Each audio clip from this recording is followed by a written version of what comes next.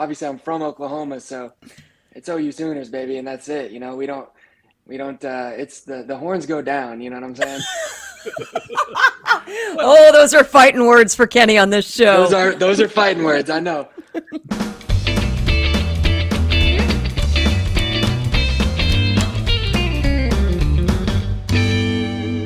So Justin Bogle, 450 Supercross pilot, joining us here in the Freak Nation. And Justin, it doesn't look like it, but I'm in a hotel room right now. And right now, I'm about 12 floors up, overlooking Tulsa, Oklahoma.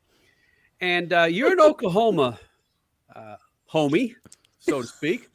Yes, sir. I was born and raised in Texas, and you just don't know how difficult it is for me to walk into an elevator and have somebody come in with a Sooners jersey. It's tough, Broham. Hey, I mean, the feeling is mutual, man. That's Sooner Nation, man.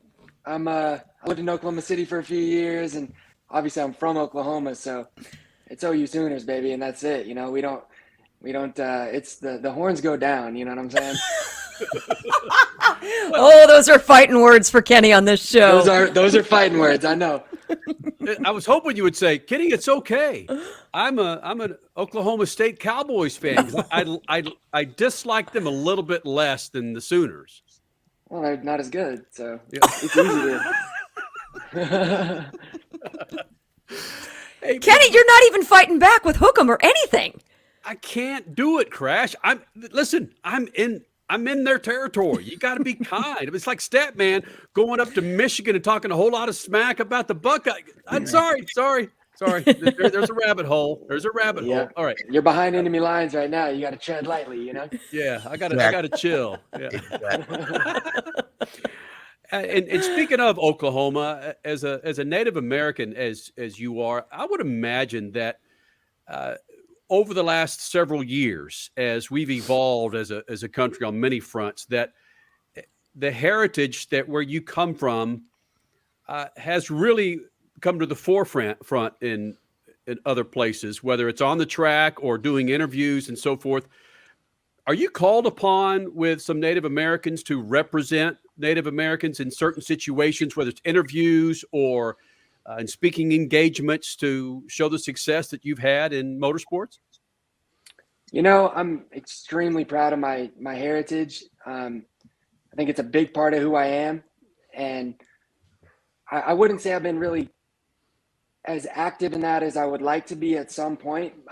One of my best friends, Colt Nichols, is Native American as well, and also a Supercross champion. So it's pretty cool that we both kind of came from really small, humble beginnings, small town Oklahoma, and made something out of life, and have continued to try to just keep going and be. If we can just inspire people by living at this point, that's a big thing for me. Just by giving an example, because not a lot of people where we're from really have an example of people that they can look to that have been successful from where they're from the same areas and the same type of situation. So it's something me and Colt have talked a lot about moving forward as we get older now, and kind of I think with age comes wisdom. So understanding more about ourselves and our past and all of that. And like I said, we're both very proud of our heritage. So yeah, I mean, I would love to do that stuff. We haven't got too into it yet, but that's something that we've definitely looked at trying to figure out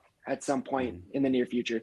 I smell a podcast, the Bogle and Nichols show or something, and there's something Honestly, me and Colt Nichols would have quite the podcast, I think, but I don't shut up. I can't stop talking. So Colt would have to be the voice of reason on a lot of things, because I'll just keep talking. So I think I would love that.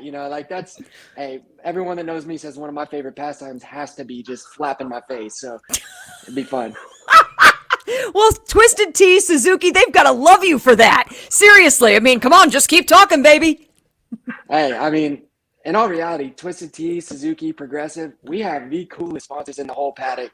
And I am so grateful to be able to represent them, because I've been having so much fun with it, social media stuff, and just in general, man. It's such a cool vibe and cool companies, and it's amazing, man. It fits my personality perfectly. I could see you in a commercial with Flo one day. Oh, I would love it. Absolutely. Throw me on camera. I love it. Justin Bogle, I heard something in an interview that kind of leaped out at me.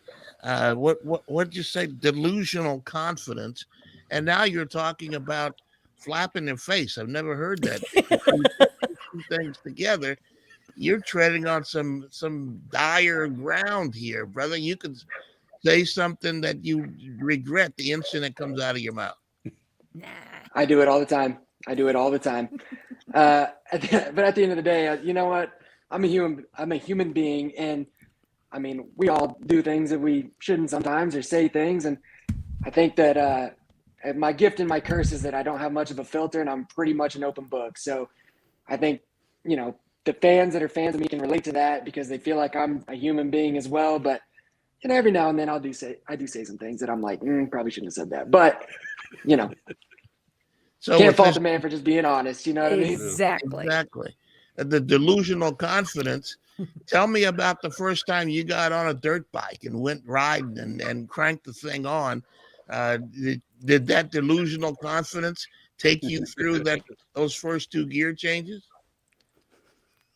Man, if I don't even have memories from that far back from when I was first on a motorcycle, man, but I think I kind of always had a little bit of that, you know, and I think in my career it kind of got me in some trouble with injuries and things, maybe not being quite patient enough at times. But yeah, man, when I was young, you know, I mean, my parents both really instilled that in me. Like my dad kept me grounded and he was pretty hard on me, but my mother thought that I could, you know, hang the moon and the stars. So I think I got a good bit of both. So I'm, you know, I'm understand reality and I am realistic, but also I'm extremely optimistic. So I think that does help me because as an athlete, I think if it's not there at times, it has to be a little bit delusional confidence. You know, you have to still have it because if you're not a bit crazy and crazy enough to believe in yourself, you're going to have a hard time being successful in this life. So at times, yeah, it's a lot, but I think it, like I said, a gift and my curse, you know, it could be a superpower and it can also be a bit of a detriment at times, but I'm good with it. Superpower. Yeah, I love It is a superpower. Yeah, that's wonderful. But delusional confidence can turn into some other form of delusional patience as well.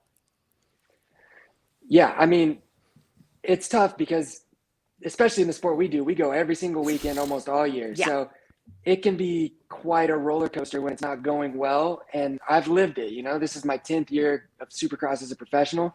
And I won a championship, I've won races, and I've also been at the bottom of the barrel with this thing. So I do think that confidence, when it's just like deep-seated confidence, is what carries you through those moments because there's times when this stuff gets really difficult, you know?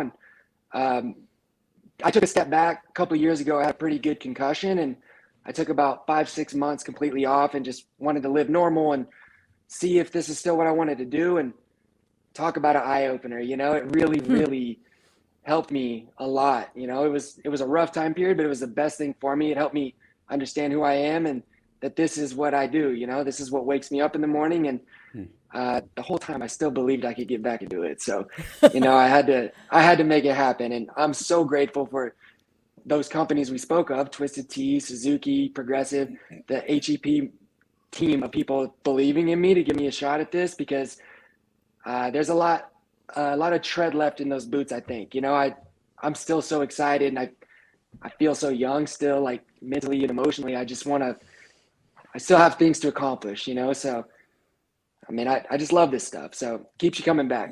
We'll get you back to the interview in just a little bit. Have you heard about Lucas Brake Parts Cleaner? Lucas Brake Parts Cleaner is made of the highest quality components, giving you superior performance and leaving no residue. How do you apply this? You apply Lucas Brake Parts Cleaner liberally to the parts that need to be cleaned. You'll eliminate brake fluid, grease, dust, and dirt components. We know a little bit about that here in the desert, I'd say. And basically what that does is that makes you a happy driver because now your brake noise is gone and your performance has gone up. Boom. All right, let's get back to the interview now. Crasher talked a little bit about this before we went live with you in regards to losing one of your best friends. We're talking about Ryan Fedorow, who passed away, who's worked with numerous athletes, mountain bike champion. This guy's just a badass. And the number of people that he's touched not in just this business, motorsports, but in, all things mountain biking and cycling and so forth. That's the positive I see here, Justin, in that he has this lasting memory, and the people that he's touched the years with his time on this planet. You guys, once you get over the grieving period, that's when you can kick back and laugh and giggle and poke fun at the things that he did to you or you did to him, and take some solace that you had a chance to know this wonderful individual.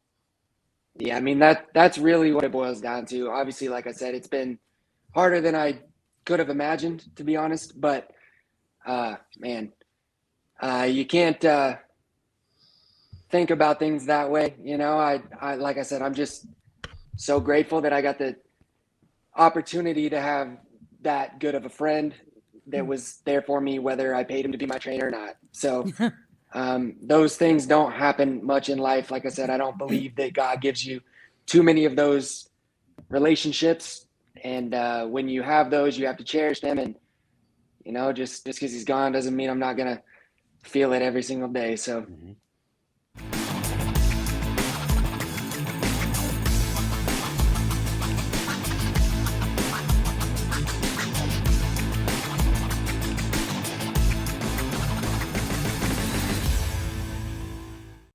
I've ridden motorcycles, but I've never been at the gate when the time goes by and they're counting down, and I can imagine your concentration is aimed at that first corner.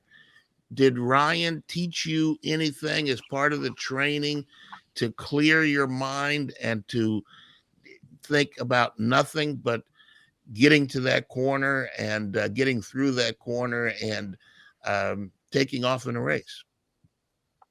Yeah, I mean, like I said, there's two people responsible for me going from a boy to a man, and that's my own father and Ryan. There's a few of us, Will Hahn, Davey Millsaps, he was really instrumental in our careers, but also when you're a trainer and a motivator and basically a life coach and just a friend, the role is a lot more than that. But yeah, he taught me, he was holding my hand through the first, 75% of my career every day. So yeah, he taught me about everything that I use right now, even little things that I say to myself on the gate or things that we would go over, the way I warm up, like everything that I do is things that we did and learned together. So yeah, obviously, it's always there and it always will be. And I don't think I think that's a positive, I think that's something that you can, it'll give you a push when someone was that important and instrumental to your life and career and whatever it is that you do. I think it gives you a push whether you like it or not. And I think that those things will always be there with me because like I said, he was hard on me, but it was for a reason. It was to get me to be strong and to be able to handle those moments, because this life that we live, this career that we do, it's not easy and it's a lot of pain and heartbreak, it really is. So just learning those things and just, the biggest thing is he just taught me how to be tough and just to overcome things. Like we had to overcome a lot, a lot of times he was sleeping in the chair next to me in a hospital bed when I was mangled. So he wouldn't let me cry about it in those moments either. So. Hey, Justin, let's do this, man. And after 2 or 3 races, maybe when you roll into Arlington to steal some of that Texas cash with a good old Oklahoma boy, maybe we talk after that. But one quick, can you put like a Longhorns logo on that white wall next time behind you? That's going to be, there's I'll do a lot of things. I'll do anything for love, but I won't do that. You know what I'm saying? Great song lyrics. Oh man, Justin Bogle here. My old man would never forgive me. You know what I mean? So. Yep. Oh, Kenny, tell him where your old man went. What is his allegiance? Where he went? He was born in Norman, Oklahoma. That's right. Yeah. Yeah. Just saying. Yeah. Hey, it's a beautiful part of the world, my man. It's a beautiful part of the world. Those refineries out the window look beautiful, don't they? Hey, man, other side of the state, Yeah. KC, that's That's true. That's true. And you're there for a dirt race too, Kenny. It's just not on Chili 2 Bowl wheels, Nationals. it's 4. Yeah, there you go. There we go. Yeah. Hey, Justin, man, good luck to you. We'll be thinking about you Yes. next several weekends, partner. Appreciate it. Thanks, guys. Thanks for having me on.